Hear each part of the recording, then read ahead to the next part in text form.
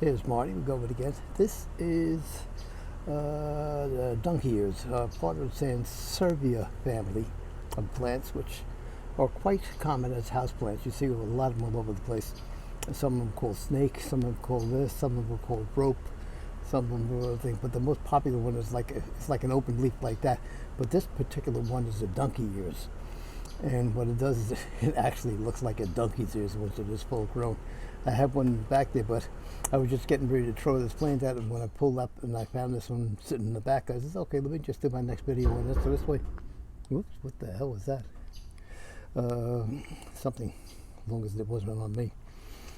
Here's the donkey ears again, and like I say, I forget the proper term for these, but basically they grow out of that, and you could just literally snap this little section off, cut it, put it in the ground, and this little puppy will germinate right over there ready to leave. I mean, there's nothing fancy about it. As long as you have a nice quasi-sunny location, soil, and keep it, not keep it moist, but just water it, so this one won't let it dry out. Mother Nature will return and give you a nice little plant to play around with.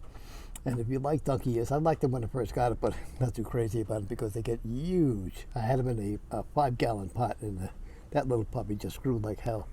So it's the donkey ears, and just stopping, let you see it. Take care, like the video, and subscribe to the channel. Thank you. Bye-bye.